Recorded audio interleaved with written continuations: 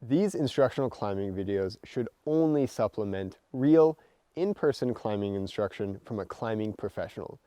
Do not go outside and try these techniques without an experienced climber with you.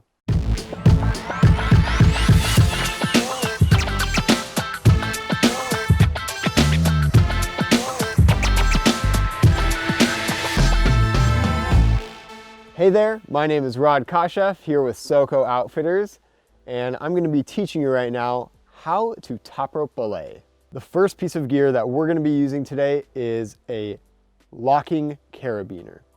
There are many different types of locking carabiners. This one right here is a manual locking carabiner. Ones that are meant for climbing have weight ratings on the side of them that are written. Make sure that your ratings are strong enough and appropriate to climb with. Many carabiners that aren't meant for climbing will say on them that they're not made for climbing. There are a few different components to the carabiner. The part that opens and closes is called the gate of the carabiner. The back of the carabiner is called the spine. The second piece of gear that we'll be using to belay is an ATC.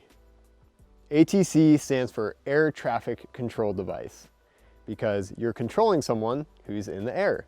There are many different types of ATCs and also many different types of belay devices. This one's pretty standard and commonly used, so we'll learn on an ATC. And the same method that's used for the ATC is used for some other belay devices as well. Most carabiners that you use to belay with will also have a narrow end and a wide end. I'll be referring to these different parts of the carabiner as we discuss how to set up a top rope belay. When you're ready to set up your belay, grab the rope and make a bite. Then grab your ATC and put the bite through your dominant hand side. I'm right-handed, so I'm putting the rope through the right side of the ATC.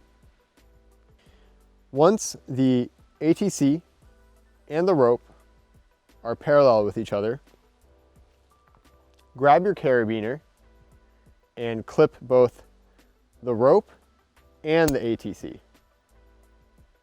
Once they're both clipped, bring the carabiner to your belay loop. After you've clipped your belay loop, make sure that your carabiner is locked. When you're doing your safety checks for your belay setup, it's important to start from your harness and move towards your ATC every single time. That way you're ensuring that you don't skip over any steps. So my harness is up and over my waist, it's tight, and my buckle is double backed. My carabiner is going through my belay loop and it is properly locked. Both the rope and the ATC are going through the carabiner, and the rope is fed through my ATC correctly with the brake line coming down and the climber line going up towards the anchors. As the climber moves up, the tension in the rope will be released and slack in the rope will be created and become much looser. The job of the belayer is to keep tension on the rope.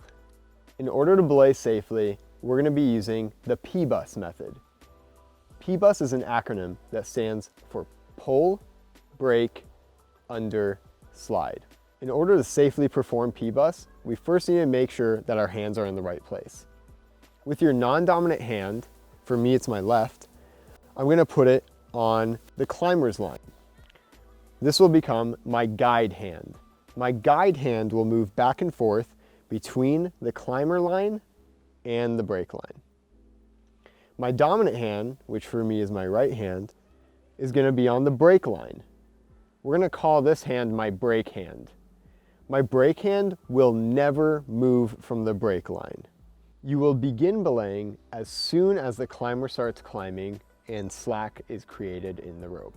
First, start by pulling the rope. You will pull the rope with your guide hand.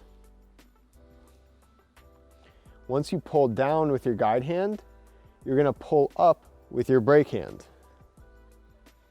It's important to pull directly up with your brake hand because this ensures that the rope will slide through nice and easily. If you try pulling down with your brake hand, you can't pull the rope anywhere because the ATC is going to cinch the rope down. So the first one is pull. If the climber falls and you're in the pull position, there's no tension on the ATC, which means that when they fall, the rope can slide out really easily, which could create a dangerous situation. That's why immediately after we pull the rope, we want to break. That breaking puts tension on the ATC and the rope, so that way the rope doesn't slide out. After you break with your brake hand, you're going to take your guide hand off the climber line and put it directly under your brake hand. The reason we bring our hand under our brake hand is to grab the rope firmly so that we can free our brake hand to slide up the rope safely. If we don't bring our hand under our other hand, then we have to release the brake line in order to bring it up. That can create a dangerous situation because if the climber falls in that moment and you're not holding onto the brake line, the rope can again move freely through the ATC and create another dangerous situation. After we have pulled, braked, and brought our guide hand under, you're going to slide your brake hand all the way up. By sliding your brake hand up, you can release your guide hand, bring it up to the climber line, and repeat the entire P-bus process. Pull, brake, under, slide. As you're belaying, you want to assume that the climber could fall at any moment. When they fall, no matter where you are in the P-bus process, what you're going to do is brake and bring your guide hand and hold it here. Hold them up until they say they want to continue climbing or they want to be lowered. If they want to continue climbing, begin belaying as normal. If your climber wants to be lowered off the climb, pull the rope really tight. The climber will sit back in their harness and let you know that they want to be lowered. As you lower them, make sure you're lowering them at a speed that's safe for you and the climber. Keep your hands in the same exact position as they are in the brake line and just feed the rope back through the ATC slowly by shuffling your hands like so. When you're climbing, it's really important to keep in good communication with your partner. Some people, while they're climbing on the wall, want more or less tension on their harness. So make sure to listen for their cues. If they want more tension in their harness, pull the rope a little bit tighter. If they want less tension, give slack by feeding the rope back through the ATC.